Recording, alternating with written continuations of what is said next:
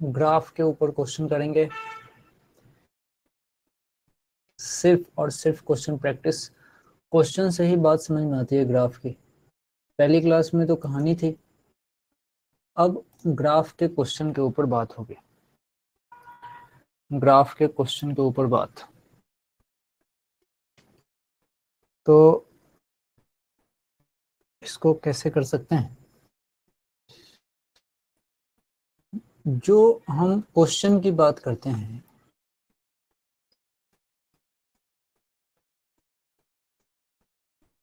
जो हम क्वेश्चन की बात करते हैं, क्वेश्चंस ऑन ग्राफ,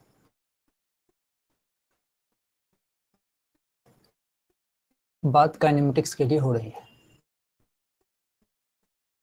जब हम क्वेश्चन ऑन ग्राफ की बात करते हैं तो मैं इसको बेसिकली 3 लेवल में डिवाइड करता हूँ। ग्राफ के ऊपर जो क्वेश्चन होते हैं उसको मैं मेनली 3 लेवल में डिवाइड करता हूँ। 3 लेवल, एक एक चीज ध्यान से देखना।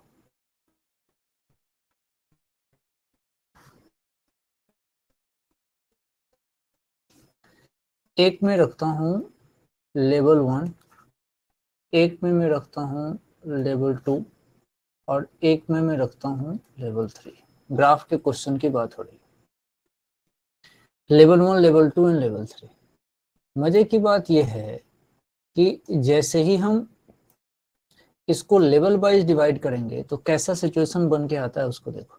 लेवल 1 में ग्राफ का क्वेश्चन बिल्कुल आसान वाला होगा, एकदम से आसान वाले क्वेश्चन को हम लेवल 1 में रख रहे हैं। पहचानेंगे कैसे? ये तो सिंपल स्लोप और एरिया वाले कॉन्सेप्ट से सॉल्व हो जाएगा, स्लोप और एरिया वाले कॉन्सेप्ट से सॉल्व हो जाएगा। लेकिन इस लेवल 1 में कैसे स्लोप और एरिया का कॉन्सेप्ट लगेगा? तो इसमें एक ही बात है, ग्राफ में जो नीचे वाली एक्सिस है, नीचे वाले जो एक्सिस है, इस पे टाइम का होना जरूरी है, टाइम होना जरूरी। तो इसको हमने लेवल 1 में रखा है, ये सबसे आसान होगा। नीचे वाले एक्सिस में टाइम का होना जरूरी है। जैसे ही तुम नीचे वाले एक्सिस पे टाइम देखो तो तुम आराम से समझ जाओगे कि अच्छा ये तो लेवल 1 का क्वेश्चन है, खूब आसान है, स्लोप और एरिया का कॉन्सेप्ट लगाऊंगा और वो बन जाएगा। लेवल 2, लेवल 2 में क्या करेंगे कि इसमें नीचे टाइम नहीं होगा, टाइम नहीं है, मतलब नीचे वाली एक्सिस पे, जो नीचे वाली एक्सिस है उसमें टाइम नहीं है। अच्छा, लेकिन तुमको किसी तरीके से ये पता चल जाएगा कि एक्सेलरेशन कांस्टेंट है, एक्सेलरेशन कांस्टेंट है। सीधे सीधे सवाल पे टूट पड़ोगे तो फिर बनेगा ही नहीं, कुछ बनेंगे कुछ नहीं बनेंगे। इसलिए इस बात को समझो, नीचे टाइम एक्सिस नहीं होना चाहिए, नीचे हमारे पास टाइम एक्सिस नहीं होना चाहिए। अच्छा, जैसे ही नीचे टाइम एक्सिस नहीं होगा, लेकिन एक चीज कंफर्म हो जाएगा कि इसमें एक्सेलरेशन कांस्टेंट है। देख के पता लगेगा या सिचुएशन ऐसा होगा कि एक्सेलरेशन कांस्टेंट है। जैसी एक्सेलरेशन कांस्टेंट पता लग जाए तो तुम आराम से इसको करोगे काइनेमेटिक्स के इक्वेशन यूज करके। तो ये काइनेमेटिक्स इक्वेशन यूज करके सॉल्व हो जाएगा। तो भाई ये इसको हमने रखा है लेवल 2 में। तो पहले तो नीचे अगर टाइम एक्सिस है तब तो सिंपल स्लोप और एरिया का कॉन्सेप्ट लगाओ, आंसर पाओ। लेवल 2 में देखना कि अच्छा नीचे टाइम एक्सिस नहीं है लेकिन एक्सेलरेशन कांस्टेंट है, मतलब काइनेमेटिक्स इक्वेशन लगाना है। तो लेवल 3 में कौन आएगा? लेवल 3 में इसमें प्योर मैथ्स यूज होता है, प्योर मैथ्स यूज होगा। जैसे स्ट्रेट लाइन की इक्वेशन, स्ट्रेट लाइन इक्वेशन, जैसे तुम बोलते हो ना y equals to mx plus C, इन सब स्टाइल पे सवाल आने शुरू हो जाएंगे। तो इन सब तरीके से जब सवाल आए तो इसको हम लेवल 3 में रखते हैं, जहां पे सिर्फ और सिर्फ मैथ्स लगेगा। अच्छा, तुम सोचो लेवल 3 पे तुम कब जाओगे? जब तुमको प्रॉब्लम हो जाए। एक तो नीचे टाइम एक्सिस नहीं है और एक्सेलरेशन भी कांस्टेंट नहीं दिखे। एक्सेलरेशन कांस्टेंट रहता तब तो काइनेमेटिक्स इक्वेशन लगा सकते थे। जब एक्सेलरेशन भी कांस्टेंट नहीं दिखे, टाइम एक्सिस भी नहीं हो और एक्सेलरेशन भी कांस्टेंट नहीं दिखे, तब लेवल 3 में जाना पड़ेगा। इसको मैं यहाँ लिख देता हूँ। कब जाओगे लेवल 3 में, ये यहाँ लिख देता हूँ कि सबसे पहले तुम्हारे पास टाइम एक्सिस नहीं है, फिर देखोगे कि भाई एक्सेलरेशन कांस्टेंट, तो ये भी नहीं है, न टाइम एक्सिस हो न एक्सेलरेशन कांस्टेंट हो। अगर दोनों में से कुछ भी नहीं हो फिर तो मजबूरी है, फिर ये कठिन हो गया सवाल। Then you have to solve it by using the equations available. Parabola भी लग सकता है, हमने एक लिख दिया स्ट्रेट लाइन का इक्वेशन। तो आज इस तीनों कैटेगरी के सवाल इसमें खूब सारे हैं। अब तुम इसको तरीके से अपनी कॉपी में लिख लो कि लेवल 1, लेवल 2, लेवल 3। पहली प्रायोरिटी लेवल 1, दूसरी प्रायोरिटी लेवल 2। तो सबसे पहले चेक करो टाइम एक्सिस। टाइम एक्सिस हो, मन खुश हो जाना चाहिए। तो अब देखो कंक्लूजन, सबसे पहले टाइम एक्सिस ढूंढो। टाइम एक्सिस मिल गया, टाइम एक्सिस अगर मिला मन खुश, आसान सवाल है। टाइम एक्सिस ने, फिर उसके बाद से अगर टाइम एक्सिस नहीं मिला तो तुम क्या करना, एक्सेलरेशन ढूंढना कि अगर एक्सेलरेशन कांस्टेंट है तो तुम सीधा सीधा काइनेमेटिक्स के इक्वेशन लगाना, काइनेमेटिक्स के इक्वेशन लगाना। अच्छा, अब मान लो ना तो तुमको टाइम एक्सिस मिले और ना ही तुम्हारे पास एक्सेलरेशन कांस्टेंट मिले, तो ये जो सिचुएशन है, ये यहाँ पे थोड़ा दिमाग लगाना पड़ता है। तो यहाँ पे क्या करोगे, यहाँ पे मैथ्स की यूज करोगे, मैथ्स के इक्वेशन लगा के सॉल्व करना। तो ये तीनों चीजें अपने को पता होनी चाहिए कि भाई कब कैसे क्या सोचना है, इस तरीके से बात चलेगी। तो ये तीन चीज अगर किसी को पता है तो वो आराम से ग्राफ के सवाल कर सकता है, उसको कहीं से कोई दिक्कत नहीं आएगी। तीन चीजें पता होनी चाहिए। प्रायोरिटी नंबर 1 आसान, प्रायोरिटी नंबर 2 थोड़ा सोच लगेगा, प्रायोरिटी नंबर 3 खूब सोच लगेगा, ऐसे बात बनेगी। चलिए अब कहानी शुरू करते हैं। इतना लिख लिया, आगे बढ़ते हैं। समझो पहला सवाल ये रहा, कह रहा है a rocket is launched upward from the earth is earth surface. Is surface क्या होता है? From the earth surface whose velocity time graph is shown in figure, the maximum height attained by the rocket is। ये पहला सवाल है, this is the first question. चलो अब इसमें क्या है समझना, कह रहा है कि रॉकेट को लॉन्च किया है, रॉकेट को लॉन्च किया है अर्थ के सरफेस से। चलो अब मैं बताता हूं कि क्या कहानी है। सबसे पहले क्या करते हैं, इसकी कॉपी करते हैं, एक बढ़िया इसकी कॉपी करते हैं। अब इस सवाल को, अब मैं इसका सिचुएशन बनाता हूँ, बड़ा गौर से इसको देखना, इसके अंदर बहुत पूरा पैसेज है। हुआ ये है कि मेरे पास एक रॉकेट को मैंने अर्थ के सरफेस से, इस तरीके से अर्थ के सरफेस से, ये रहा रॉकेट, इसको मैंने यहाँ से लॉन्च किया है, रॉकेट को यहाँ से लॉन्च किया है। लॉन्च करने के बाद से तुम जरा सोचो, कुछ हाइट तक रॉकेट मेरा यहाँ से गया होगा, यहाँ से गया होगा, गया होगा, गया होगा, गया होगा, और माना ये सिचुएशन यहाँ पे आके थोड़ा रुकता हूँ, यहाँ पे आके थोड़ा रुकता हूँ। माना कि यहाँ पे इस रॉकेट का फ्यूल फिनिश हो गया। अभी हमने सवाल कुछ दिनों पहले किया था, जैसे फ्यूल फिनिश होगा, लेकिन रॉकेट रुकेगा नहीं, वो ऊपर ही जाता रहेगा अपने इनर्शिया के कारण। तो यहाँ पे स्टॉप वाली बात तो हो ही नहीं सकती। तो रॉकेट यहाँ से यहाँ तक, मान लो इस ए पॉइंट से तुमने रॉकेट छोड़ा और ये रहा उसका बी पॉइंट, तो यहाँ से यहाँ रॉकेट गया है ऊपर, रॉकेट यहाँ से यहाँ ऊपर गया है। क्वेश्चन के अकॉर्डिंग इसके नाम अलग अलग हो सकते हैं, तो चलो नाम तो चलो क्वेश्चन के अकॉर्डिंग दे लेंगे, लेकिन ये यहाँ से यहाँ ऊपर गया है, इसमें कोई प्रॉब्लम वाली बात नहीं है। अब जरा देखो क्या हुआ होगा। माना यहाँ फ्यूल खत्म हो गया, लेकिन रॉकेट यहाँ पे रुकेगा नहीं, रॉकेट यहाँ पे रुकेगा नहीं, रॉकेट इसके बाद भी ऊपर जाता रहेगा।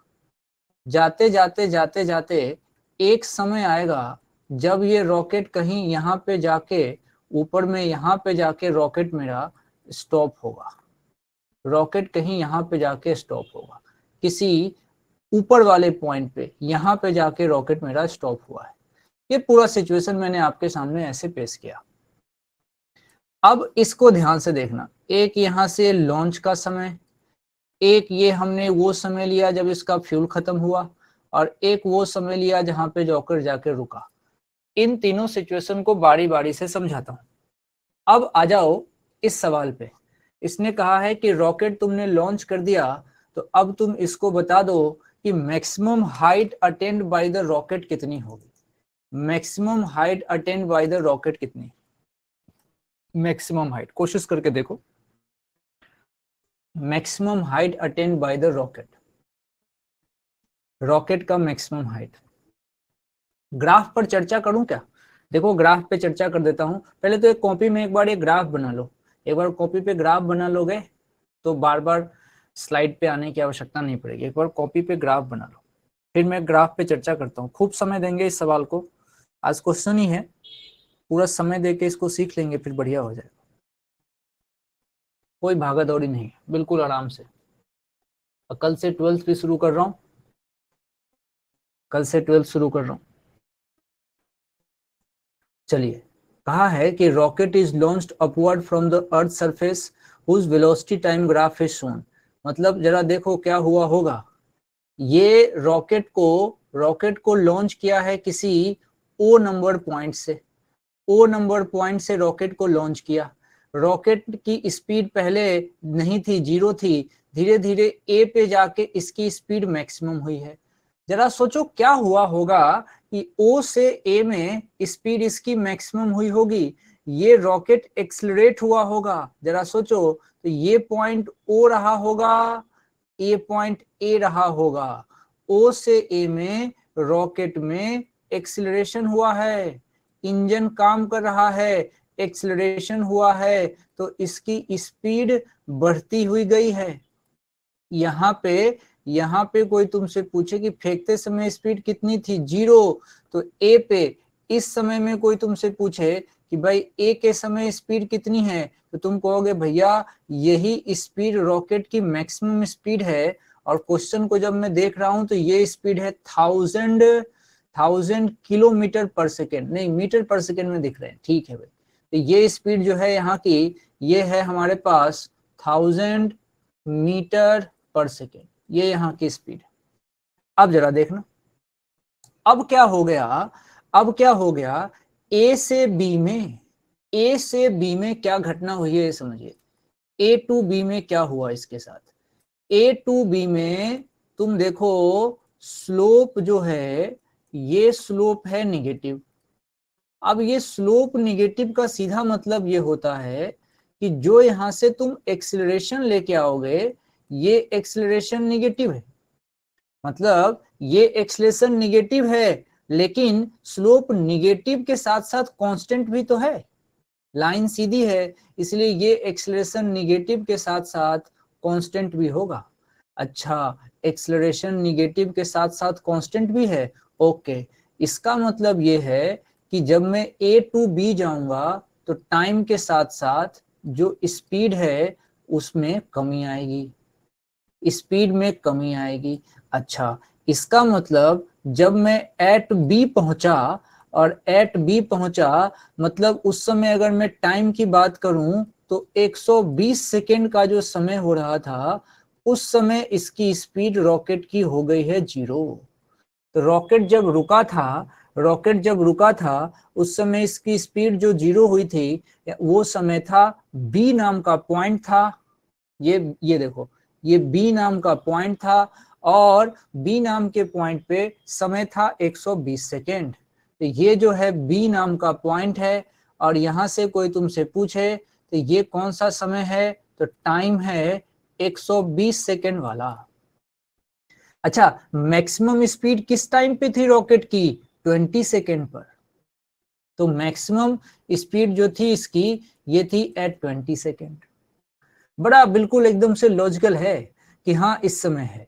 अच्छा, लेकिन एक चीज देखो बड़े आराम से, रॉकेट अभी भी ऊपर ही जा रहा था, रॉकेट जो है ये ऊपर जा रहा है, कहां से कहां तक, तो तुम कहोगे यार रॉकेट पूरा O to A to B, पूरा OAB, पूरा OAB वाला जो सिस्टम है इसमें रॉकेट ऊपर ही जा रहा है, ऊपर ही जा रहा है, पूरा OAB में रॉकेट हमारा ऊपर जा रहा है।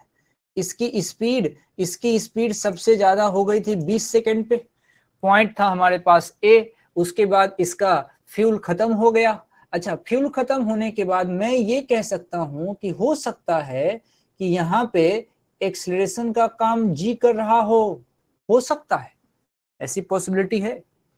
अच्छा, और यहाँ पे एक्सीलरेशन जो होगा, यहाँ पे एक्सीलरेशन जो होगा, ये एक्सीलरेशन होगा किसका, इंजन का, ये एक्सीलरेशन होगा इंजन का। या फिर तुम ऐसा भी नहीं कह सकते हो कि एक्सीलरेशन का काम जी कर रहा है, ये एक्सीलरेशन हम फाइंड कर सकते हैं, तो हम क्यों रिस्क लें, वो तो देख लेंगे क्वेश्चन में स्लोप कैसा है। अच्छा, ये फ्यूल फिनिश होना ये भी हमने एज्यूम किया है, माना, लेट, अभी लेट ऐसा लिख रहा हूँ, फिक्स नहीं है ये, वो तो डिपेंड करता है क्वेश्चन की क्या क्या रिक्वायरमेंट है। लेट फ्यूल फिनिश, एक एग्जाम्पल क्यों लिया फ्यूल फिनिश का, क्योंकि ऐसा एक सवाल हमने देखा था। अब क्वेश्चन की बातें पूरी क्लियर है, अब क्वेश्चन में जो जो पूछा है उसके अकॉर्डिंग इसके सॉल्यूशन पे चलते हैं। आओ, पहला इसने पूछा है भाई maximum height attend bye rocket. अरे हाइट है, हाइट है, इसका मतलब डिस्प्लेसमेंट पूछा है, डिस्प्लेसमेंट पूछा है। अच्छा, ओहो, तो मैक्सिमम हाइट मतलब वो तो बी तक ऊपर ही जा रहा था, मतलब पूरा का पूरा यहाँ से यहाँ तक का एरिया निकाल दूंगा, तो मेरा आंसर जो हो जाएगा वो हो जाएगा एरिया किसका, तो ट्रायंगल का। कौन सा ट्रायंगल, तो OAB का, इसका एरिया निकाल दूंगा, मेरा आंसर आ जाएगा। OAB का एरिया निकालूंगा, मेरा आंसर आ जाएगा। मेरे ख्याल से बात क्लियर है, तो लिखने की जरूरत नहीं है, जगह की कमी है, आप देख लीजिए क्या लिखेगा, लिख देता हूं चलो। हाफ, बेस कितना लोगे, बेस देखो देखो, बेस कितना लोगे, सोच लो, 120 है ना, 0 से लेके 120, और इनटू हाइट, हाइट देख लो 1000 दे रखा है, 1000। जब इसको सॉल्व करोगे तो ये कितना आ रहा है, बड़ा 60 पे 3 0, तो ये तो 60,000 हो गया। 60,000 दे नहीं रखा, 60 किलोमीटर दे रखा है, तो ये रहा 60 किलोमीटर, तो ये इसका हो जाएगा आंसर। किसके लिए, तो मैक्सिमम हाइट के लिए, मैक्सिमम हाइट के लिए ये आंसर हो जाएगा। वापस चलिए, वापस चलिए, इस फोटो को तो रखना पड़ेगा सेफ, फोटो की जरूरत पड़ेगी, फोटो को सेफ रख लेते हैं, फोटो को सेफ रख लेते हैं। वापस चलिए, थोड़ा इसको क्रॉप क्रीप कर लेते हैं, फोटो की जरूरत पड़ेगी। आइए,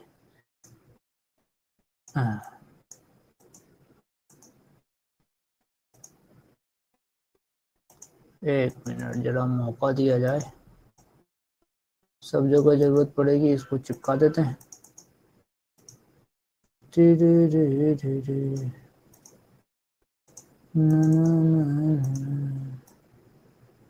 बहुत बढ़िया सवाल है ये, हवा में नहीं ले सकते इसको, पूरी पिक्चर सिखा देता है। आओ, अब देखो, अब तुम फटाफट कर सकते हो। कह रहा है कि इसी क्वेश्चन में height covered by rocket before retardation, before retardation, before retardation, before retardation. अब जरा सोच के बताओ, रिटार्डेशन कहाँ से शुरू हुआ था, ये जो इसका रिटार्डेशन है ये शुरू कहाँ से हुआ था। तुम आराम से कह सकते हो कि रिटार्डेशन शुरू हुआ था जब A to B, मतलब मैं यहाँ लिख देता हूँ, भूलना नहीं है, इसका रिटार्डेशन शुरू हुआ था A to B, A to B शुरू हुआ है रिटार्डेशन। अच्छा ठीक है भाई, A to B, तो उससे पहले, उससे पहले, A to B से पहले, यानी कि ये किस रीजन की बात कर रहा है, ये बात कर रहा है O to A की बात कर रहा है, O to A की, इस वाले रीजन की बात कर रहा है। अच्छा, अब जरा समझना, ये कह रहा है कि height covered by rocket before retardation, मतलब अब देखो लो कितनी हाइट आएगी, मतलब कौन सा एरिया, ये वाला एरिया, ये वाला एरिया, मतलब हाफ इंटू बेस, अब की बार 20 इंटू हाइट तो वही है भैया 1000, तो ये आ गया भैया 10 किलोमीटर। 10 किलोमीटर, 10 किलोमीटर, 10 किलोमीटर मतलब ये रहा, ये रहा। अब आ जाओ अगले पे आ जाओ फटाफट। In the above question mean velocity of the rocket during the time it takes to attain maximum height.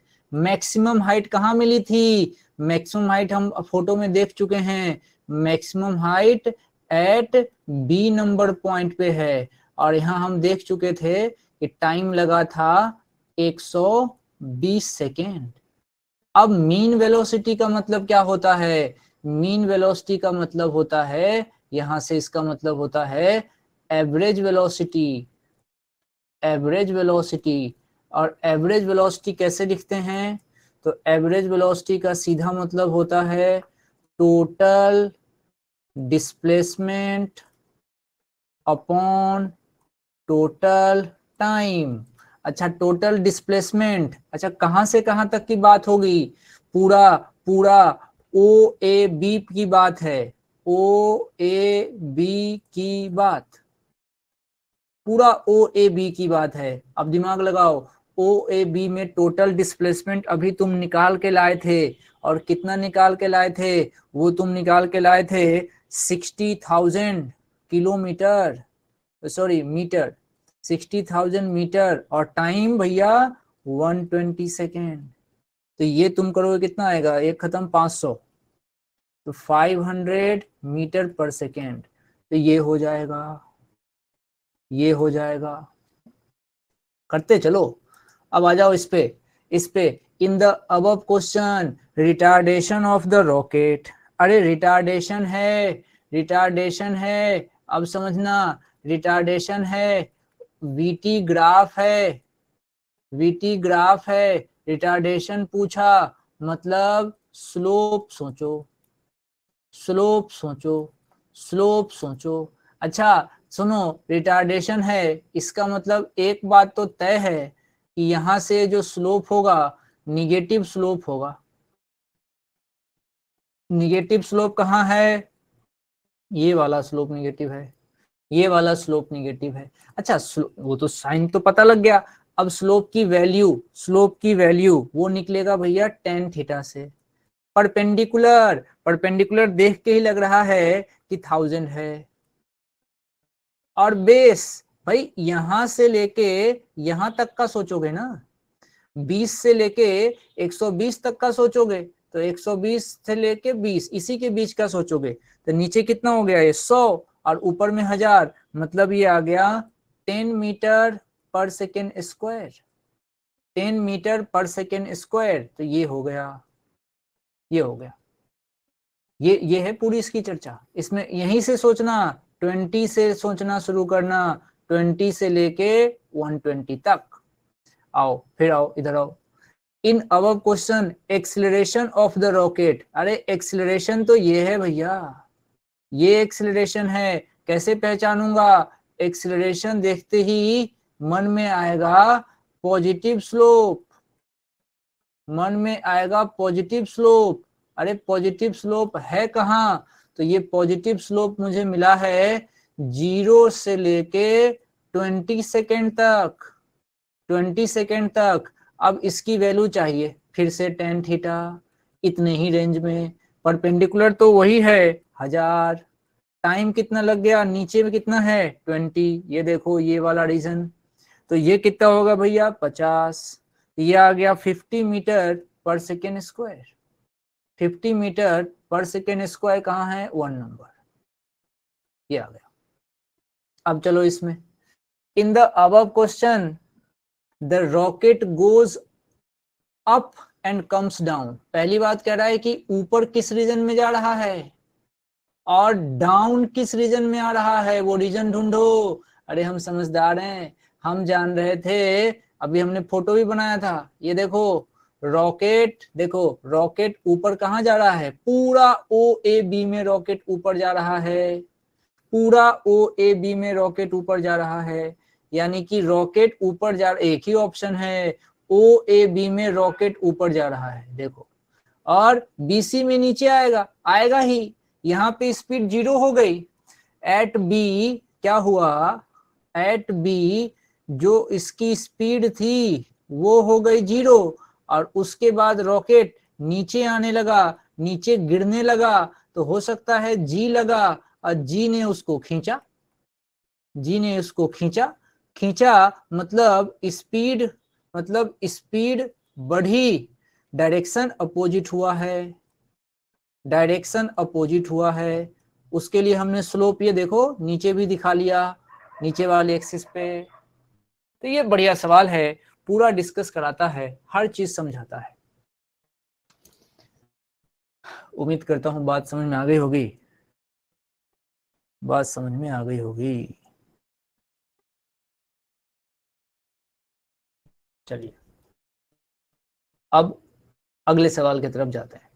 ये देखिए, ये सवाल है, ये कह रहे हैं कि ग्राफ बिटवीन, देखो ये सवाल जो था अभी जो हमने किया था, नीचे टाइम एक्सिस था तो लेवल 1 का सवाल था, टाइम एक्सिस था, लेवल 1 का सवाल था, एरिया से स्लोप से हमारा काम चल गया हमारा काम, कोई प्रॉब्लम वाली बात थी नहीं। अब अगर मैं यही बात करूं कि इस सवाल पे क्या सोच सकते हैं आप, सबसे पहले तो ये बताओ एक लेवल 1 का है, लेवल 2 का, लिख के बताओ मुझे। ये सवाल देख के पहचानो ये लेवल 1 है, लेवल 2 है या लेवल 3 है।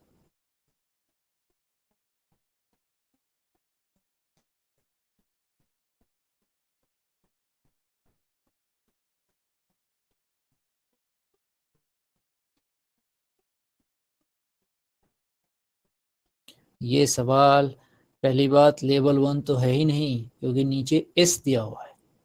मतलब अगर एक्सलेशन कांस्टेंट हो जाता, अगर एक्सलरेशन कांस्टेंट हो जाता, तब ये सवाल होता हमारे लिए लेवल 2 का।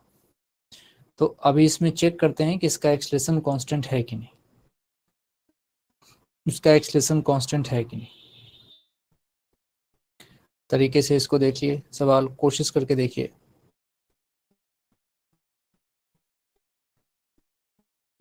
एक बार ट्राई करिए इसको।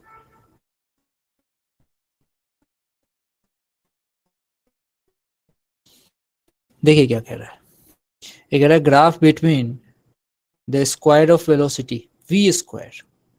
ग्राफ किसके बीच है, ग्राफ दे रखा है इसने v स्क्वायर के बीच। देखो ग्राफ दिया है v स्क्वायर के बीच। अच्छा, of a particle and the distance v square and s के बीच का ग्राफ दे रखा है। Acceleration of the particle in kilometre पर स्क्वायर इज। अब एक्सलरेशन के ऑप्शन दे रखे हैं, बड़ी अच्छी बात है। देखो ऑप्शंस देखो, ऑप्शंस देखते ही मुझे लग गया कि एक्सिलरेशन जो है ना ये कांस्टेंट है। सोचो सारे ऑप्शन देख लो, सारे कांस्टेंट है, सारे कांस्टेंट है। इसका मतलब लेवल 2 का सवाल है। अब लेवल 1 लेवल 2 तो हमने कोड बना रखे, लेवल 2 का सवाल है। लेवल 2 का सवाल है तो दिमाग में घंटी बजनी चाहिए कि ओ यहाँ पे मैं तो लगाऊंगा काइनेमेटिक्स इक्वेशन। अब काइनेमेटिक्स इक्वेशन इनको रिलेट करने वाला कौन है ये भी हम जानते हैं, वो है v square equals to u square plus 2s। यही इनको रिलेट करता है, इसको हम जानते हैं, इसमें कोई समस्या नहीं है। अच्छा, अब ये पूछ क्या रहा था, ये पूछ रहा था कि भाई आप बताओ एक्सिलरेशन कितना होगा। तो ग्राफ देखो, ग्राफ का एरो देखो, यहां से कहानी स्टार्ट हुई है और यहाँ पे कहानी फिनिश हुई है, यहाँ पे कहानी स्टार्ट हुई है, यहाँ पे कहानी फिनिश हुई है। तो मैं अगर इक्वेशन लगाऊंगा v square equals to u square plus 2s और इसके अकॉर्डिंग वैल्यू डाल दूंगा, कोशिश करके देखो तुमको बात समझ में आ जाएगी। अब जरा सोचो, वी स्क्वायर मतलब फाइनल, तो ये कंडीशन है ना, यहाँ के फाइनल है ये, तो यहाँ फाइनल आए तो ये जो तुम यहाँ देख रहे हो भैया, ये जो तुम 900 देख रहे हो ये इसका फाइनल है। जो तुम 900 देख रहे हो ये फाइनल है, बिल्कुल तो ये वी स्क्वायर के जगह पे, अच्छा अब इसको स्क्वायर मत करना, पहले से दे रखा है इसने, ये रहा 900, यू स्क्वायर मतलब ये रहा 4600, ये स्टार्ट हुआ है मतलब ये तुम्हारा यू स्क्वायर, तो ये यू स्क्वायर के जगह पे 4600 प्लस टू, ए मुझे नहीं पता, एस देखो, ये देखो एस यहां से यहां तक में ये 0.6 है, 0.6 है, यहां से कोई अगर ए निकालेगा तो ये आ गया इसका 900, 900 के बाद से ये माइनस में आ जाएगा 4600 अपॉन ये आएगा 2 और इंटू 0.6। अब इसी को आप सॉल्व करिएगा तो ऊपर से कितना आ रहा है 3700 upon 1.2, 3700 upon 1.2, of course negative में आएगा, आना भी चाहिए ग्राफ देख के, हाँ सही बोल रहे हैं। तो यहां से इसका ऑप्शन हो जाएगा 4 नंबर, यानी कि minus of 3084 kilometre per hour square, ये है, यही जो तुमने कहा था ये हो जाएगा। अच्छा, काइनेमेटिक्स इक्वेशन का सवाल है, लेवल 2 का सवाल है, अच्छा सवाल है, अच्छा सवाल है। तो ये आज का हमारे लिए क्वेश्चन नंबर 2 रहा।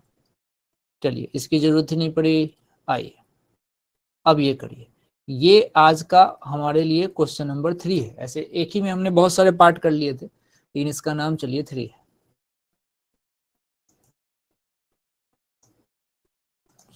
चले इसके ऊपर चर्चा करें। इसने कहा है acceleration time graph of a body is given, corresponding velocity time graph क्या होगा। एक्सीलरेशन टाइम ग्राफ दे रखा है, वेलोसिटी टाइम ग्राफ हमसे पूछा है। पहले तो चलो इसकी चर्चा करते हैं, ये क्या कहना चाह रहा है, ये क्या कहना चाह रहा है। देखो क्या है स्थिति, शुरुआत के दिनों में ये ऊपर में देखो ये ग्राफ ए का है और नीचे टाइम टी का है। तो कुछ समय तक इसको देखो, ये लाइन ऐसी है, इसका मतलब ये एक्सेलरेशन कांस्टेंट कह रहा है, शुरुआत के समय में एक्सेलरेशन कांस्टेंट कह रहा है, तभी तो लाइन ऐसी गई थी। ये एक्सेलरेशन कांस्टेंट है कुछ टाइम तक, ओके नो प्रॉब्लम।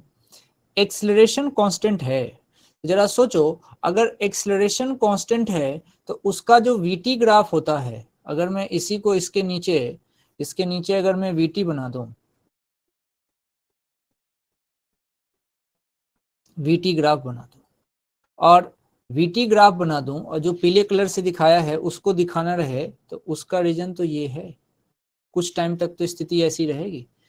उसके बाद देखना, उसके बाद ये एक्सेलरेशन यहां दिखा रहे हैं, इसका मतलब एक्सेलरेशन हो गया है जीरो, एक्सेलरेशन हो गया है जीरो। इसके बाद कुछ समय तक इसका एक्सेलरेशन जीरो हो गया है, जीरो जीरो जीरो, कुछ समय तक एक्सेलरेशन जीरो। अच्छा एक्सेलरेशन जीरो, उस समय तो वेलोसिटी कांस्टेंट हो जाती है, तो ये रहा, तो कुछ समय तक जो है वेलोसिटी कांस्टेंट हो जाएगी, तो ग्राफ ये रहा। अच्छा उसके बाद फिर वही एक्सेलरेशन जो पहले था, इसका मतलब जब कुछ समय बढ़ा और उसके बाद सेम एक्सेलरेशन मिला जो पहले था, इसका सीधा मतलब ये है कि जो एंगल तुम पहले बनाए थे वही एंगल अब भी बनना चाहिए, अगर कोई चेक करना चाहे तो अगर तुमने पहले एंगल यहाँ थीटा बनाया था और तो बाद में यहाँ जो बनाओगे ना, तो इस एंगल को भी थीटा ही बनाओगे। ये ग्राफ किसका है, v वर्सेस t का। ऐसी स्थिति वाला जो ग्राफ होगा वो कंसीडर किया जाएगा। वो कौन सा है चेक कर लेते हैं, तो वो तो ये रहा 3 नंबर, तो ये 3 नंबर वाला आंसर आ जाए, 3 नंबर वाला आंसर आ जाए। देख लो आराम से देख लो, कोई हड़बड़ी नहीं है, take your time, take your time. चलो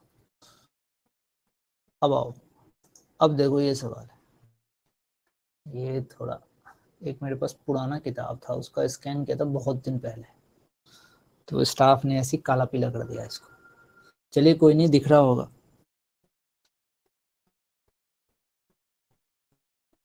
Position of a particle at a given position of a particle at any instant t, ये t है, is given by x equals to a cos omega t। ये देखिए ये लिखा हुआ है x equals to a cos omega t, ये आपको पोजीशन दे रखा है।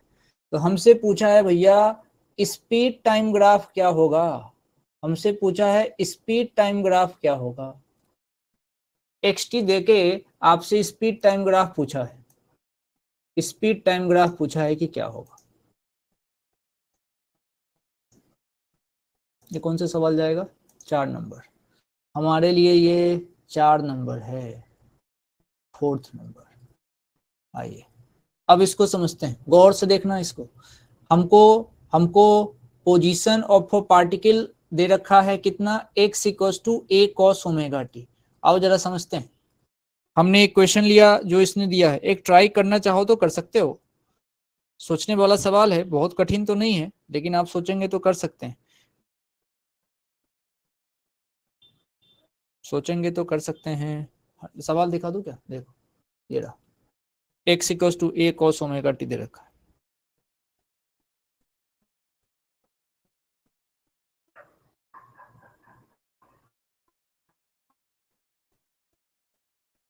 चलो देखो, हमारे पास ये गिवन है x equals to a cos omega t, this is given.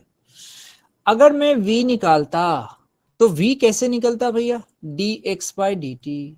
अब हमको डिफरेंशिएशन थोड़ा सा आता है, नहीं आता है तो सिखा दूंगा, क्लास लगाऊंगा, और बेसिक मैथ्स की क्लास में दिवाली के आसपास लगाता हूँ, तो दिवाली की छुट्टी हो तो इसमें बेसिक मैथ्स की लगाता हूँ, लेकिन बीच में आपकी किसी दिन बेसिक मैथ्स की लगा दूंगा, जिसको जरूरत होगी देख लीजिएगा।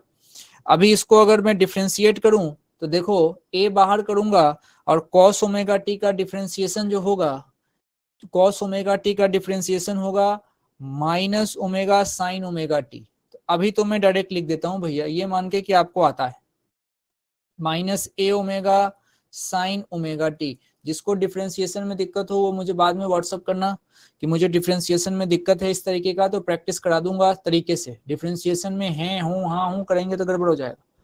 अभी इसका डिफरेंशिएशन ये आएगा माइनस का ए ओमेगा साइन ओमेगा टी।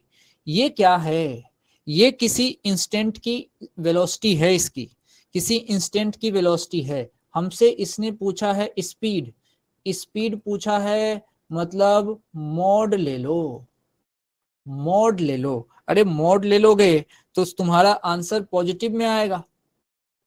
तो उस समय अगर तुमसे स्पीड पूछे, स्पीड पूछे तो ये माइनस ए ओमेगा साइन ओमेगा टी का मोड, मतलब सिर्फ पॉजिटिव वाला सेक्शन लेना है। और सुनना, अब ये ग्राफ जो तुम्हारा स्पीड का दिखेगा वो साइन वाला ग्राफ दिखेगा, साइन वाला ग्राफ दिखेगा, साइन वाला ग्राफ दिखेगा, और साइन वाला ग्राफ दिखेगा, और वो भी सिर्फ ऊपर ऊपर। मतलब देखना, साइन वाला ग्राफ, साइन वाला ग्राफ, लेकिन ओनली पॉजिटिव में। ये कौन सी बात हो गई, ये क्या कहना चाह रहा हूं, देखिए ये कहना चाह रहा हूं, मैं बता रहा हूं क्या कहना चाह रहा हूं। देखिए देखिए, अगर सही में साइन वाला ग्राफ अगर होता तब तो यहां से शुरू होता, ऐसे ऐसे जाता, लेकिन ये नहीं चलेगा, अपने को मोड लेना है। इसका मतलब जो ग्राफ हमारा चलेगा वो कैसा चलेगा, देखिए ऊपर वाला तो पॉजिटिव है चलेगा, ये जो नीचे वाला है, देखो नीचे वाला जो है, दूसरे पेन से करता हूं, ये जो नीचे वाला है ये भी ऊपर ही आ जाएगा, ये भी ऊपर ही आ जाएगा, और इस पैटर्न का ग्राफ जो चलेगा वो मेरा आंसर होगा। इस पैटर्न का ग्राफ जो होगा वो मेरा आंसर होगा, और वो कहाँ है, ये रहो सी में आया, this C will be the answer. ऐसे समझना है इसको, ऐसे समझना है। चलिए, तो ये कौन सा क्वेश्चन था, 4। अब आ जाओ, ये हमारा क्वेश्चन है, क्वेश्चन नंबर 5। इसको समझिए क्या कह रहा है, क्या कह रहा है, इसको समझिए।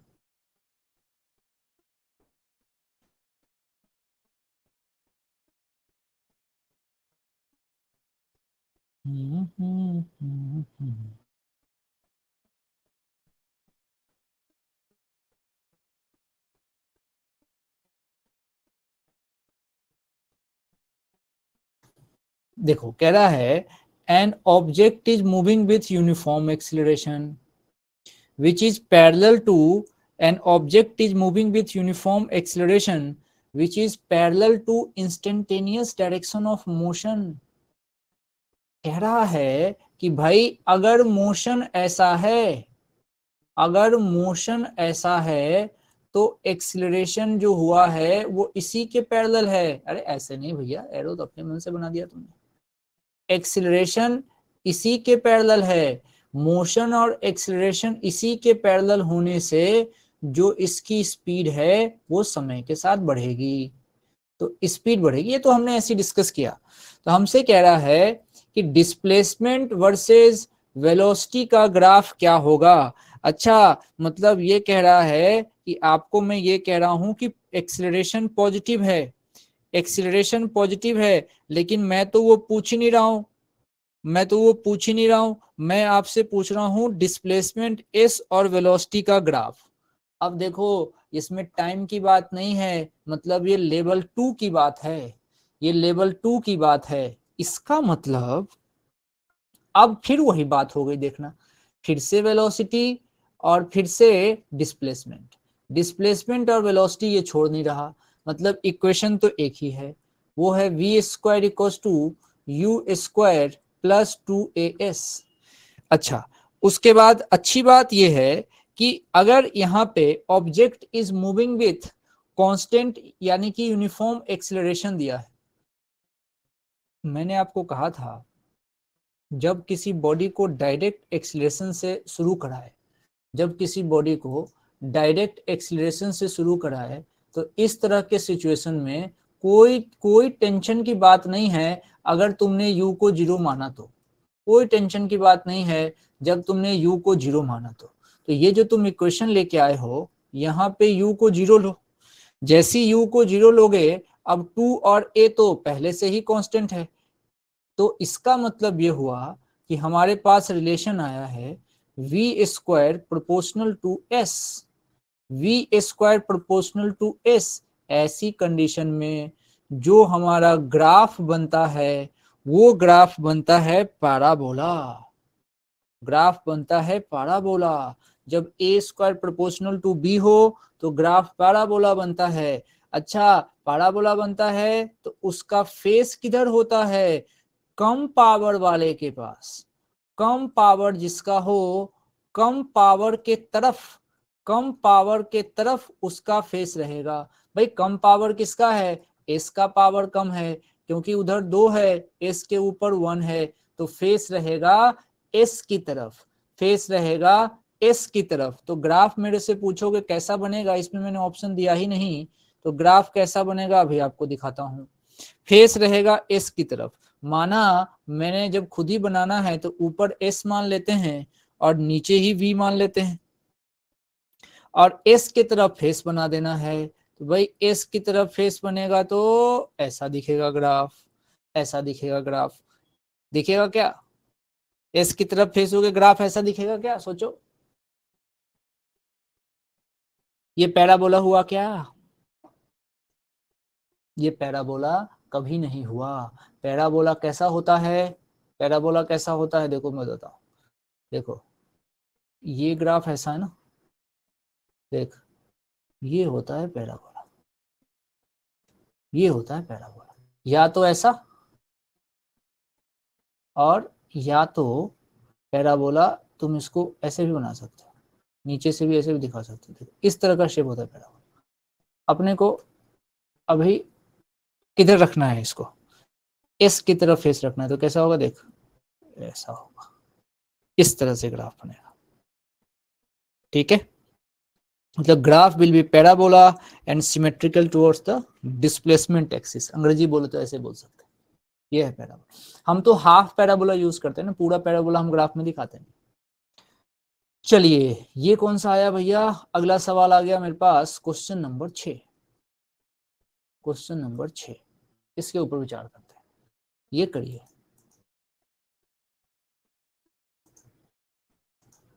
Question number 6।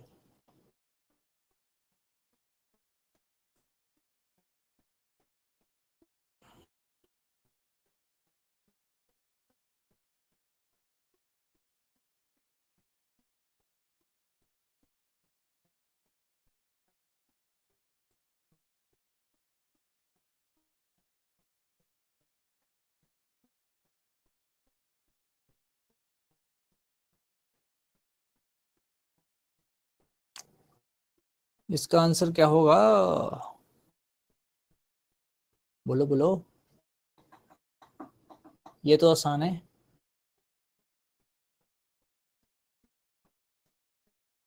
देखो क्या कह रहा है। सही बात है, 4 होगा। देखिए क्या कह रहा है। कह रहा है ball is thrown vertically upward. मैं पहले जमीन पे आ जाऊं और इस जमीन से एक बॉल को वर्टिकली अपवर्ड फेंक रहा हूं। ये बॉल है, इसको मैंने वर्टिकली अपवर्ड फेंका। Ball is thrown vertically upward which of the following. अब जैसे इसको वर्टिकली अपवर्ड फेंकूंगा तो ये पहले तो ये ऊपर जाएगा। तो इसमें देखना, जब ये ऊपर जाएगा तो ऊपर जाने के समय इसकी जो स्पीड है समय के साथ साथ कम होगी। ऊपर जाने के समय इसकी स्पीड समय के साथ कम होगी, और जब ये बॉल सबसे ऊंचा पहुंच जाएगा तो यहाँ पे स्पीड हो जाएगी इसकी 0, वो स्पीड हो जाएगी 0। और उसके बाद ये बॉल नीचे आ रहा है, तो जब ये बॉल नीचे आएगा तो इसकी स्पीड वापस से बढ़ने लगेगी अपोजिट डायरेक्शन में। और जब ये यहाँ पहुंच जाएगा, लेकिन डायरेक्शन बदल के जब ये यहाँ पहुंच जाएगा तो इसकी स्पीड मैक्सिमम रहेगी। एक तो फेंकते के समय मैक्सिमम, ऊपर 0। तो अगर मैं इसका नाम दूं, इस पोजीशन का A, इसका B, और ऊपर से नीचे आने में मान लो यहाँ पे इसका नाम C दे देते हैं, तो मैं ऐसा बोलूंगा A to B, ये हम जा रहे हैं ऊपर, तो इस कंडीशन में स्पीड जो होगी ये कम होगी। अच्छा ठीक है, और समझिए, जब हम पहुंचेंगे एट बी पर तो इसकी स्पीड जो हो जाएगी 0। ओके, अब बॉडी नीचे गिर रही है, तो अब तुरंत तुम डायरेक्शन बदल देना। स्पीड और वेलोसिटी में उसमें टेंशन मत लेना, मैं कह रहा हूं उस बात को समझिए। तो जब मैं बी से अब नीचे आऊंगा तो अब मैं ऐसा कहता हूं बी टू सी में तुरंत तुम डायरेक्शन चेंज करो, और डायरेक्शन चेंज तो कर दो, मतलब अब तुम नीचे आ रहे हो, अब नीचे आओगे लेकिन डायरेक्शन बदलेगा, लेकिन स्पीड समय के साथ साथ बढ़ती जाएगी। इसका मतलब सबसे इंपॉर्टेंट बात इसमें यह है कि सारा कुछ सिर्फ और सिर्फ इसी ग्राफ के साथ हो रहा है, बाकी कुछ ग्राफ तो तुम ऐसे ही छांट दोगे। जैसे बताओ छांटने का स्टाइल, C नंबर देखो टाइम पीछे आ रहा है, बकवास। देखो B नंबर टाइम पीछे ला रहा है, महा बकवास। अब लड़ाई है मान लो इस A नंबर की, और फिर लड़ाई है तुम्हारे पास इस D नंबर की। A नंबर में इसने साइन ही नहीं चेंज किया, डायरेक्शन तो बदलता हुआ दिखाना है ना। ये तो ऊपर ऊपर घूम रहा है, देख ऊपर का जितना रीजन होता है सब पॉजिटिव होता है, ये तो ऊपर ऊपर रीजन में ही घूम रहा है, तो ये तो होगा नहीं। इसीलिए हमारे पास एकमात्र ऑप्शन बढ़िया सटीक परफेक्ट D है। ये ग्राफ ध्यान भी रखिएगा, किसी बॉडी को जब ऊपर फेंका जाए तो अपवर्ड वाले में जो ग्राफ बन के आता है वो ये होता है। कब होगा ये? बॉल को अपवर्ड थ्रो किया जाए तो ग्राफ ऐसा बनता है। अपवर्ड थ्रो करने में ग्राफ ऐसा बनता है। इस ग्राफ को ऐसे नहीं छोड़ते हैं, थोड़ी बहुत और बात कर लेते हैं। बताओ ये पॉइंट के बारे में बता दो और ये पॉइंट के बारे में बता दो। ये जो पॉइंट तुम देख रहे हो ये वाला, ये कब का आएगा? जब तुमने उसको थ्रो किया था, जब थ्रो किया मतलब तुम वहां थे। और ये कहां आया? ये कहाँ आया, ये वाला सिचुएशन कहाँ आया, ये आया था एट मैक्सिमम हाइट, ये आया था एट मैक्सिमम हाइट। तुम सबसे ऊंचाई पे थे तब यहाँ पे थे। अरे देखने में लग रहा है नीचे आ रहे हैं, लेकिन नहीं, ग्राफ वीटी का है भैया।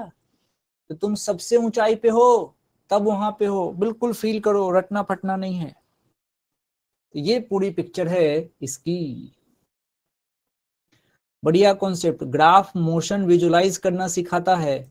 ग्राफ इसीलिए इंपॉर्टेंट है, ग्राफ मोशन विजुलाइज करना सिखाता है। अब 6 नंबर के बाद एक सवाल आपके सामने प्रस्तुत हो रहा है, क्वेश्चन नंबर 7। Question number 7।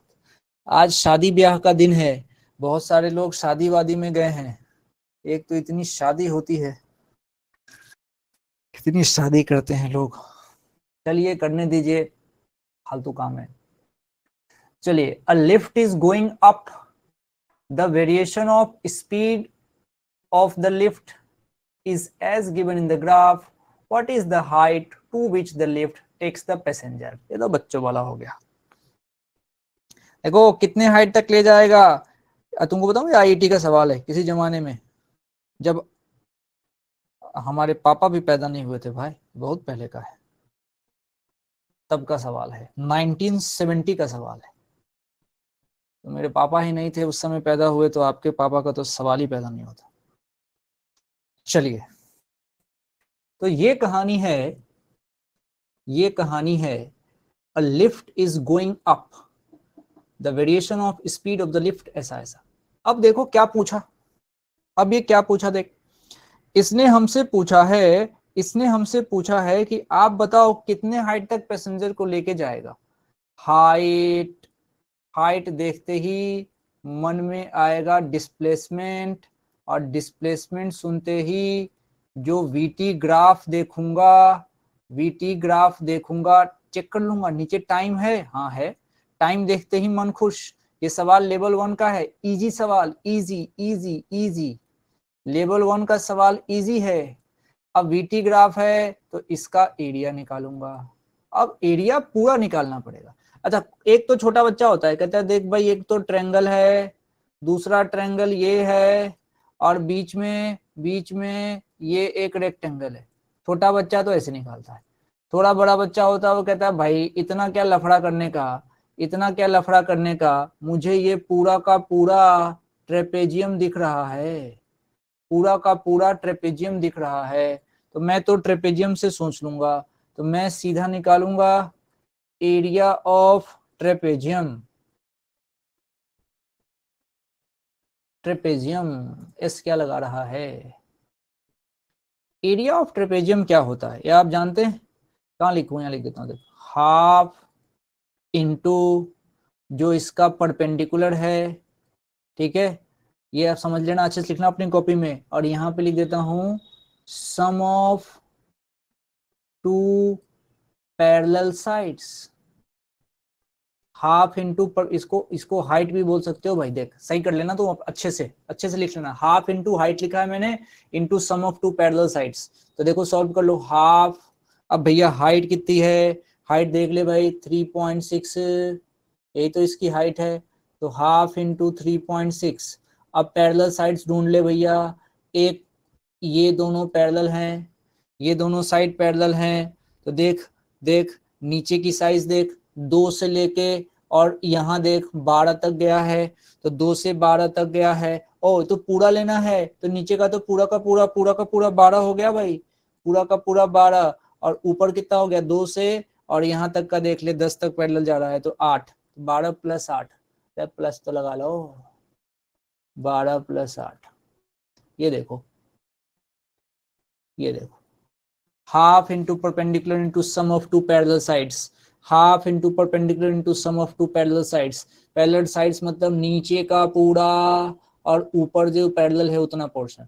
अब इसको सॉल्व करोगे तो 12 8 20, 2 इसको कर देगा 10, और ये जाएगा, ये तो रहेगा मेरा 36 मीटर। मतलब इस लिफ्ट में पैसेंजर जाएगा तो ये लिफ्ट उसको 36 मीटर लेके जाएगा, और बाकी सब उसके लिए कोई दिक्कत नहीं, बाकी सब उसके लिए कोई दिक्कत नहीं है। ये था हमारा क्वेश्चन नंबर 7। मैं ब्लैंक भी छोड़ रहा हूं कि तुम प्रैक्टिस कर सको, ब्लैंक इसलिए छोड़ रहा हूं कि तुम प्रैक्टिस कर सको। ओहो, ये सवाल आपके सामने, ये सवाल आपके सामने, ये सवाल आपके सामने, बढ़िया सवाल। क्वेश्चन नंबर 8, ये आईटी का पुराना सवाल, बढ़िया सवाल। कह रहा है ball is dropped vertically from height D above the ground. टप्पा खाने वाला सवाल है, पहले पढ़ लो, मैं चुप रहता हूं, पहले पढ़ लो, अच्छा सवाल है।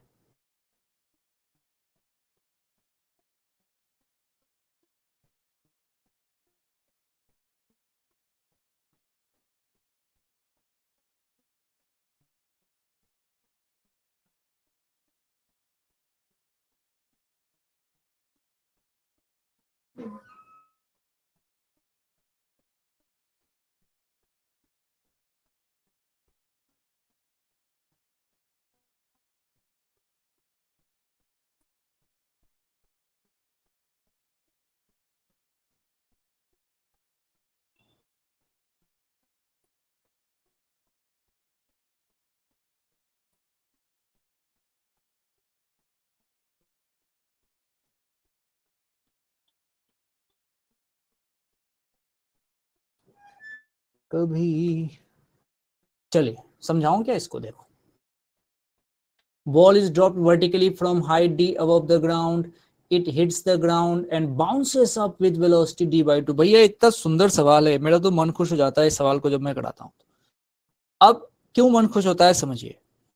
अब देखो सवाल इसमें क्या, थोड़ी चर्चा करते हैं। देख बनाने बनाने का तो ठीक है, एक लाइन में खींच दूंगा, लेकिन देखो यहाँ पे अच्छी बात यह है कि बॉल को तुम रखोगे एयर में, बॉल को रखोगे तुम एयर में, ये इसके ऑप्शंस हैं, ये इसके ऑप्शंस हैं। आप चाहें तो ऑप्शंस इसी में डाल दीजिए, ये डाल देता हूं मैं ऑप्शन, लो ये इसके ऑप्शन है, इसको इधर ही चिपका दो, कोई प्रॉब्लम नहीं, इसको हटाओ। अब सुनो मेरी बात क्या कह रहा हूं। बॉल अगर एयर में है, सेव क्या कर रहा भाई, चक्का चक्का, जल्दी करो जल्दी करो जल्दी करो, रुक जाइए, कुछ सेव कर रहे हैं भाई साहब, मैं बोलता हूं तब तक सुनना। बॉल एयर में है, एयर में बॉल होने से एक्सीलरेशन का काम करेगा जी। देखिए बॉल एयर में, इससे क्या होगा कि जो एक्सीलरेशन का काम करेगा वो करेगा जी। अच्छा, जी होता है कांस्टेंट, मन खुश हो गया। ये सवाल किसका है, लेवल 2 का, लेवल 2 का सवाल है। बनेगा कैसे, काइनेमेटिक्स इक्वेशन से।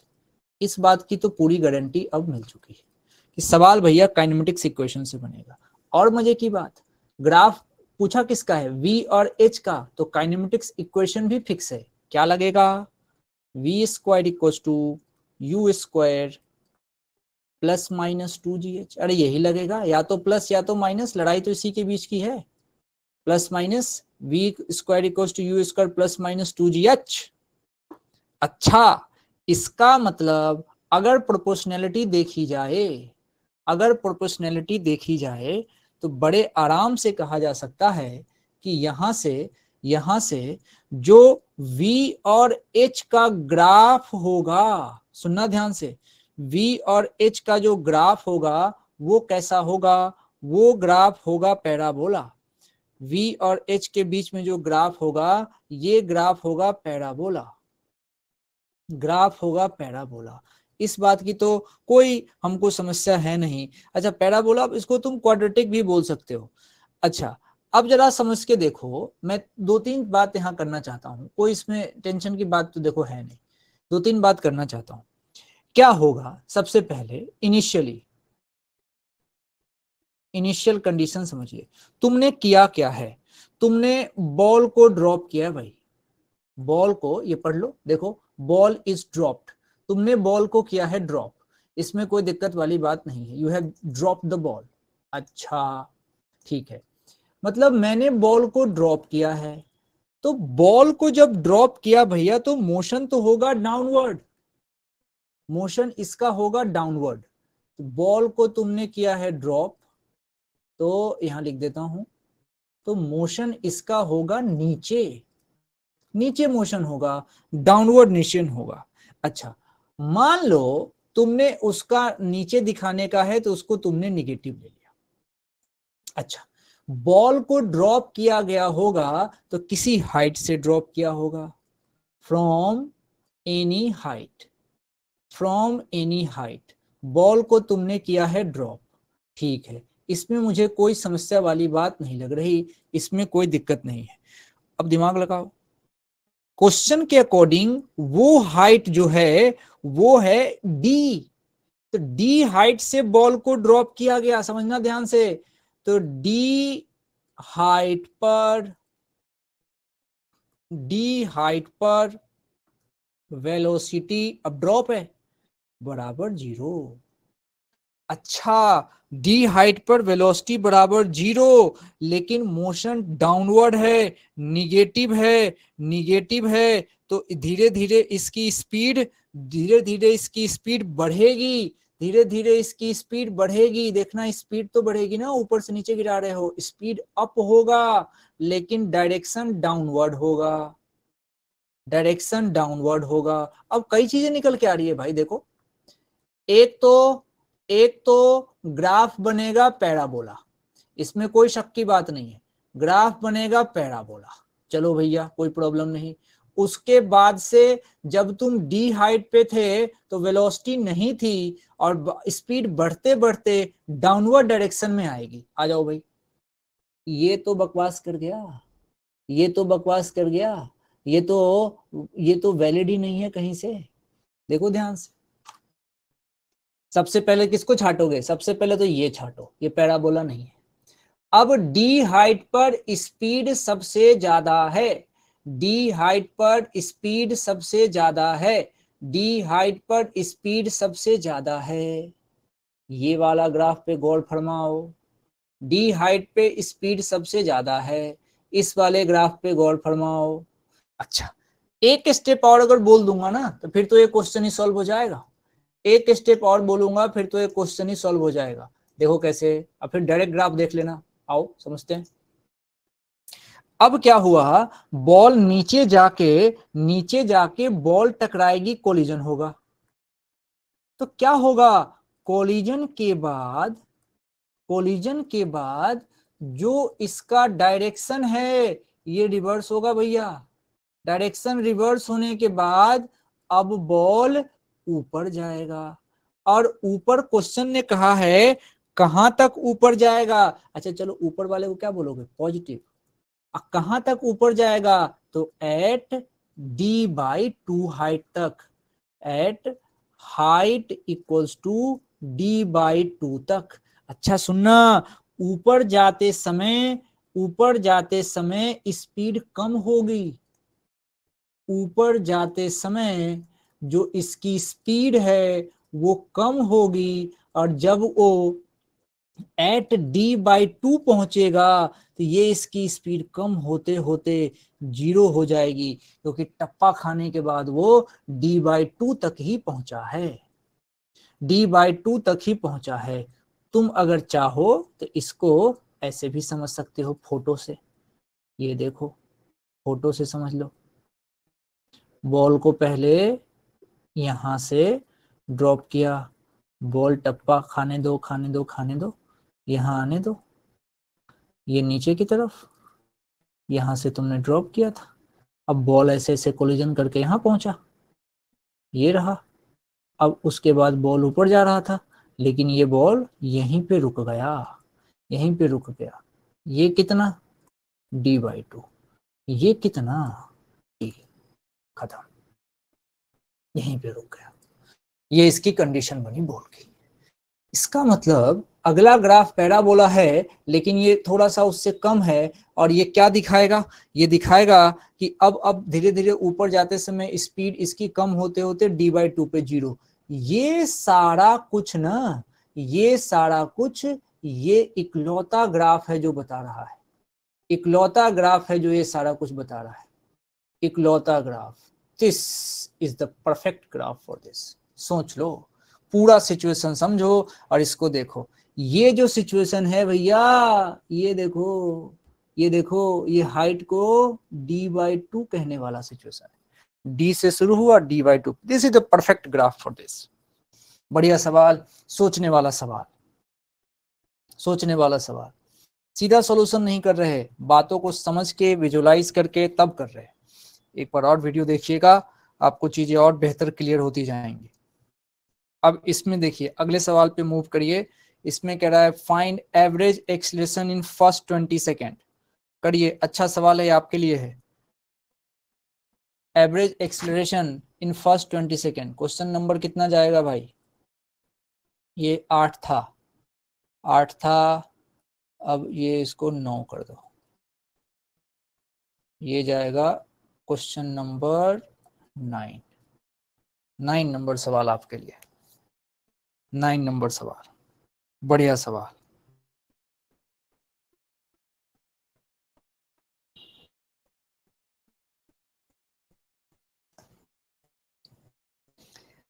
पहले तो ऊपर में ए, नीचे में टी देखा, मन खुश, मन खुश। ये सवाल तो लेवल 1 का है, लेवल 1 का। नीचे टाइम एक्सिस है, एकदम से खुशी होनी चाहिए। ये लेवल 1 है। लेवल 1 का जो सवाल होता है वो एरिया एंड स्लोप से सॉल्व होता है। लिख लेंगे ना, बार बार, 2 बार 4 बार लिखते ही बात बन जाती है। अच्छा, लेवल 1 से सॉल्व, एरिया निकालो, स्लोप निकालो, बात खत्म। अब पूछा क्या है? ये कहा है कि एवरेज एक्सीलरेशन। अच्छा ठीक है भाई, मैं क्या जानता हूं एवरेज एक्सीलरेशन के बारे में? तो एवरेज एक्सीलरेशन का तो मतलब होता है change in velocity upon total time, delta T. अच्छा, पूरा अगर इसको लिखा जाए तो ऐसे लिख सकते हैं, इसको लिख सकते हैं, कॉपी में भी लिख लेना, कि change in velocity upon time taken, change in velocity upon time taken. अच्छा, लेकिन एक बात बड़ी सुंदर है, वो ये है कि ये जो प्राणी है चेंज इन वेलोसिटी, ये change in velocity eighty graph से भी निकल सकता है। एटी ग्राफ है, ध्यान देना। एटी ग्राफ में, एटी ग्राफ में जब तुम चेंज इन वेलोसिटी बताया था, चेंज इन वेलोसिटी क्या होता है? तो वो होता है area, area under the curve. ये हम जानते हैं, यही आज काम आएगा कि मुझे चेंज इन वेलोसिटी निकालना है। इसका मतलब मैं तो सीधा सीधा एरिया अंडर द कर्व निकालूंगा। इसका मतलब ये रहा ग्राफ। अब आ जाओ, अब आ जाओ एक्सेलरेशन की एवरेज वैल्यू बराबर, अरे मैं तो एरिया निकालूंगा। एरिया कहां तक का? इसने 20 सेकेंड ही बोला है भाई, तो तुम पूरा एरिया मत निकालना, तुम ये निकालना, और 20 पूरा एरिया मत निकालना। पूरा निकालोगे परेशान हो जाओगे, गड़बड़ हो जाएगा मामला। तुम इतना निकालना, तुम एरिया किसका निकालोगे? ओ ए बी ई का एरिया निकालना बस, और अपॉन टाइम। टाइम तो भैया 20 सेकेंड ही है, यहां से यहां तक का नीचे लिखोगे 20 सेकेंड, तो बस हो गया। ये एवरेज एक्सीलरेशन बराबर, अब डाटा लिख दो। एरिया कितना होगा इसका जोड़ लो, एरिया जोड़ोगे तो एक ट्रायंगल है, और ट्रायंगल के साथ साथ एक हमारे पास ये आ गया हमारा रेक्टेंगल। तो आराम से देख लो ये कितना आएगा, 300 आ रहा है भाई, 300 आ रहा है डायरेक्ट। ये छोटा सवाल है, 300/20, ये कितना हो गया? 15 मीटर पर सेकेंड स्क्वायर। अब एरिया तो निकाल लोगे, ये ट्रायंगल है, half into base into height, और बगल में रेक्टेंगल है, आ जाए। आसान सवाल है लेकिन लॉजिकल है, दिमाग लगाना पड़ेगा। अब ये कोई ले लेगा तो मूर्खता है, ये क्यों लेंगे, वो तो 20 तक ही पूछा है। ये है बात, अच्छा सवाल। अब देखो, एक और उसी का पड़ोसी, एक और उसी का पड़ोसी, ये जाएगा क्वेश्चन नंबर 10, ये जाएगा क्वेश्चन नंबर 10, ऐसे। 10 पे चर्चा करिए। बढ़िया सवाल है, सोचिए। 10 पे सोचिए। 10 सवाल करने थे, 10वें पे हैं। एक आध दो आपको होमवर्क में दूंगा।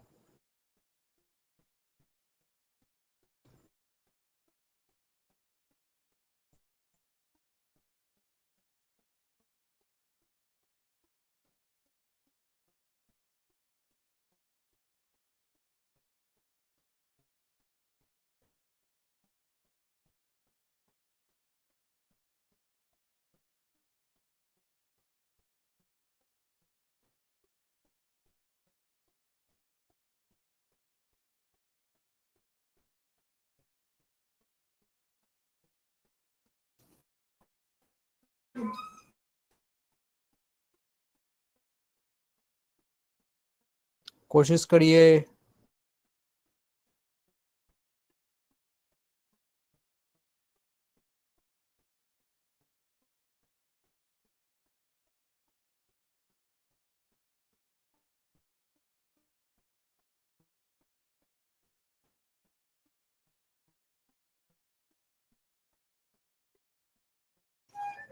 चलिए देखिए, सी, अच्छा सही बात है। चेक करते हैं, सी आया, ए आया, बी आया, बढ़िया चेक करते हैं। रुकिए, देखिए समझते हैं इसको क्या है। This is the question here. और कह रहा है particle is moving in straight line. अच्छा, सबसे पहले नीचे टी है भाई, टी है तो मन खुश हो जाना चाहिए। इजी सवाल है, टी है मन खुश, इजी सवाल। अब देखो समझो। अच्छा, अब कह रहा है कि भाई find velocity of the particle at T equals to 4 second. अरे 4 यहाँ है, 4 यहाँ है। इसका मतलब अपने को, एक तो इसने कहा है कि particle moving in straight line, 80 graph दे रखा है। अब उसके बाद से at T equals to 0 velocity of the particle is -2। T equals to 0 पे वेलोसिटी इसकी -2 है।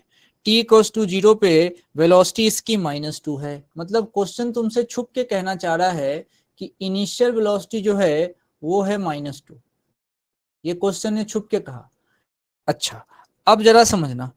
अब हमारे पास जब ये कंडीशन हो तो अब देखो नीचे टी भी है और इस तरीके से एक्सेलेरेशन का ग्राफ दे रखा है।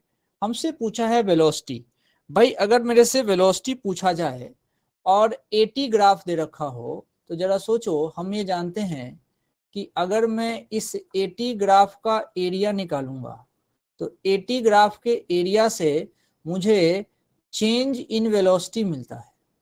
Change in velocity, okay. किसी इंस्टेंट की वेलोसिटी नहीं मिलेगी, चेंज इन वेलोसिटी मिलेगी। चेंज इन वेलोसिटी मतलब डेल्टा वी, मतलब v final minus v initial मिलेगा। अब हम लोग तो इसको आसान भाषा में क्या लिख देते हैं, हम वी फाइनल को वी बोलते हैं और वी इनिशियल को यू बोलते हैं।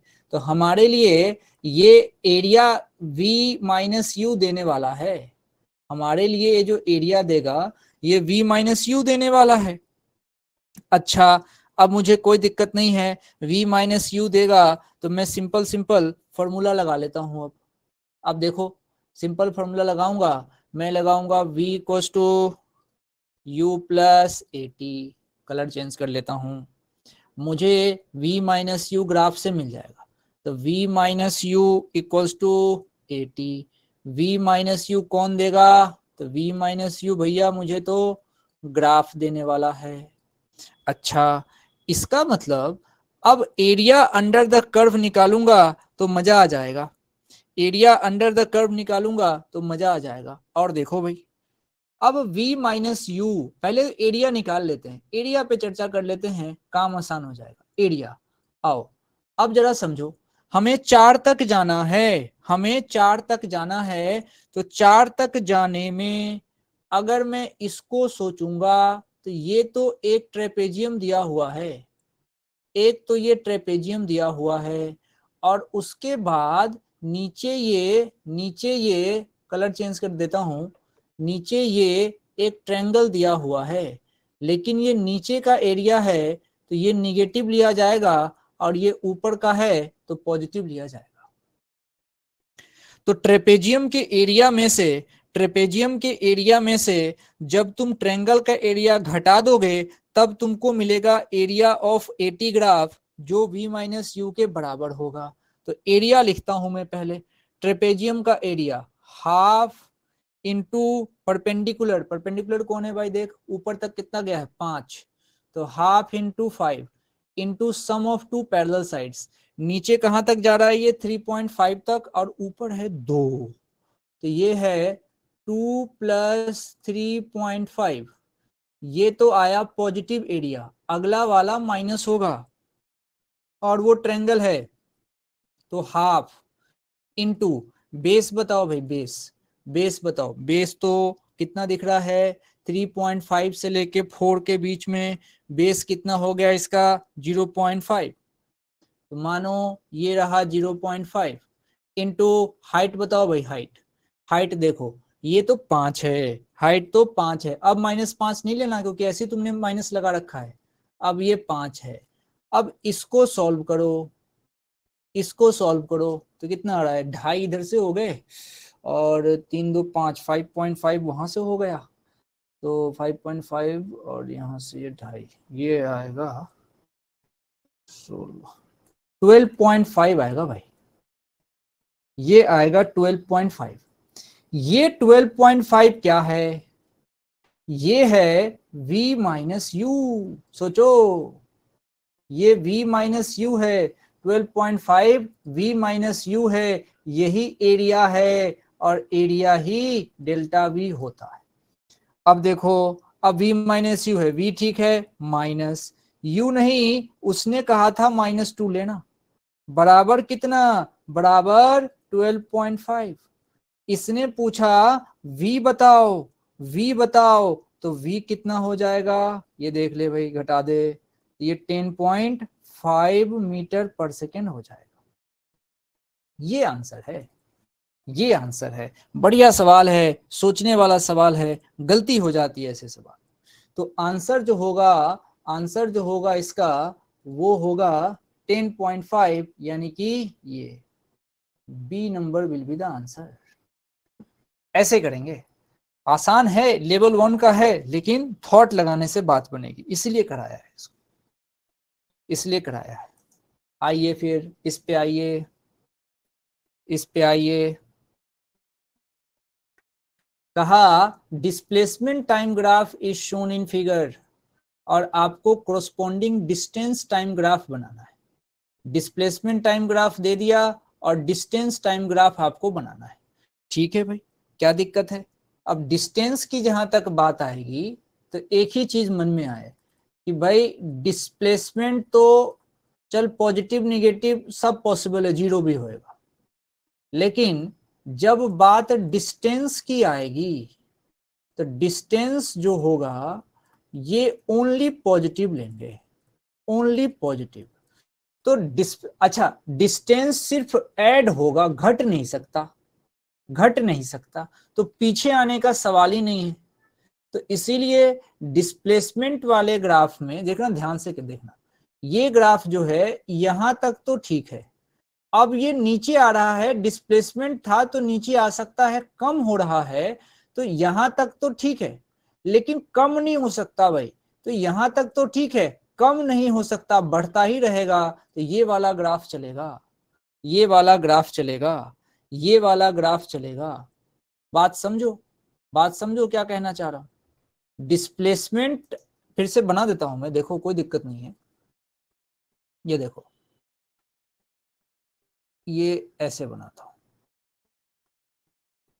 आओ समझो, और डिस्प्लेसमेंट टाइम ग्राफ तुमने ऐसे बना दिया। अब डिस्टेंस टाइम ग्राफ में इस पोर्शन में तो कोई दिक्कत नहीं था, लेकिन जब ये नीचे आने लगा ना, ये जो नीचे आने लगा, अब ये डिस्टेंस टाइम ग्राफ नीचे नहीं आ सकता, टाइम पीछे नहीं आ सकता, इसीलिए इसको आगे बढ़ते हुए जाना पड़ेगा।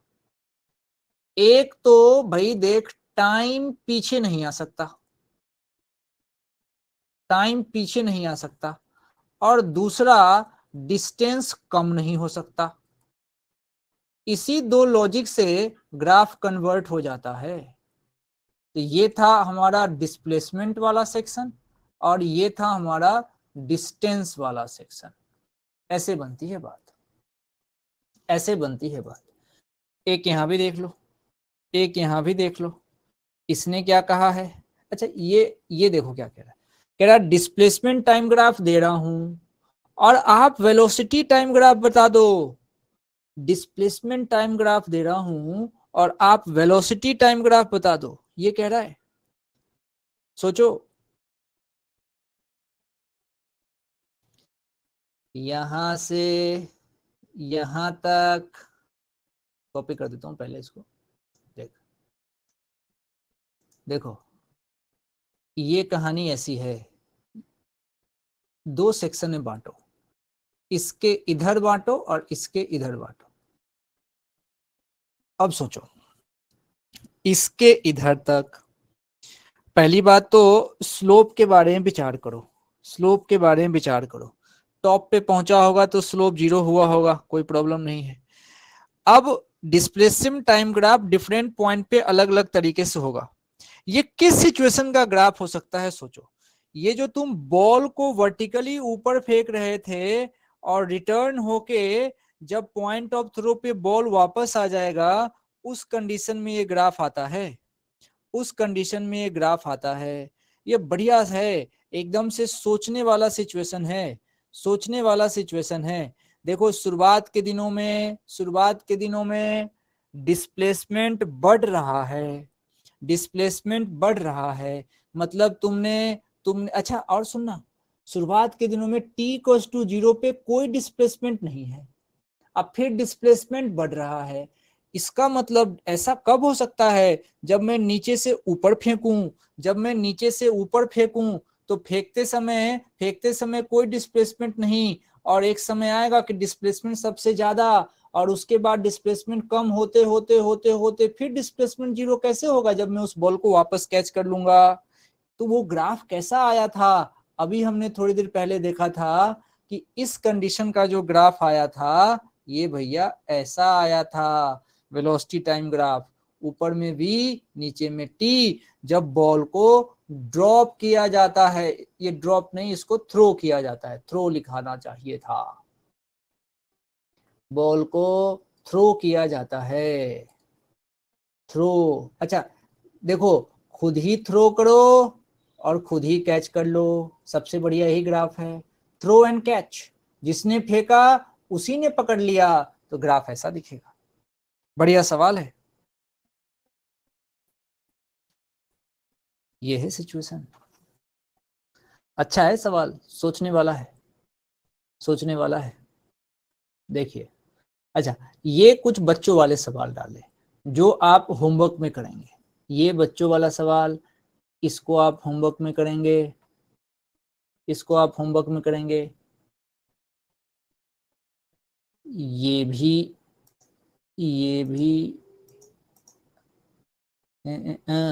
ये जो सवाल है ये आज का सुपर टॉप सवाल है, ये आईआईटी का सवाल है और इसमें बच्चा पंक्चर हो जाता है।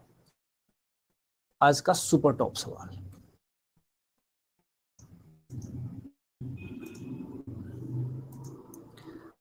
पढ़िए इसको। पहले मुझे ये बताओ, अंतिम सवाल है, थोड़ा सा समय लगेगा, ध्यान से सुन लो। कह रहा है कि the given graph shows the variation of velocity with displacement. Which one of the graph given below correctly represents the variation of acceleration and displacement? भाई लेवल 1 का तो सवाल ही नहीं है क्योंकि नीचे में टाइम नहीं है। लेवल 2 की बात हम इसलिए नहीं कर सकते क्योंकि हमको देख के ये नहीं पता चल रहा कि एक्सेलरेशन कांस्टेंट है नहीं है, इसके बारे में कोई जानकारी नहीं, क्योंकि ये ग्राफ ही एक्सेलरेशन के साथ पूछ दिया तो एक्सेलरेशन चेंज हो रहा होगा, इसीलिए हम एक्सेलरेशन कांस्टेंट है कि नहीं अभी कैसे बोले। इसका मतलब ये जो सवाल जो तुम्हारे सामने प्रकट हो रहा है ये लेवल 3 का सवाल है, और लेवल 3 वाला सवाल जो होता है वो मैथ से बनता है, तो ये पूरा मैथ से बनेगा।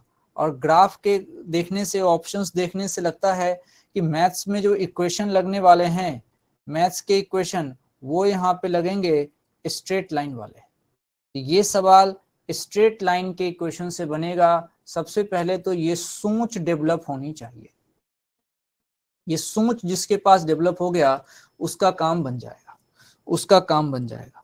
तो ये ग्राफ मैं आपको करके दिखाता हूं, आप इस बात को तरीके से समझिए। अपने कॉपी में इस ग्राफ को बनाइए, अपने कॉपी में इस ग्राफ को बनाइए।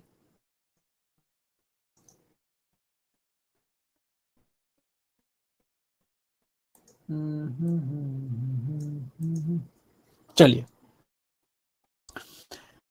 अब कंडीशन इसमें ये है कि जरा सोचो, ये पहली बात तो ये है कि जो इस ग्राफ को रीड करो, read the graph, read the graph.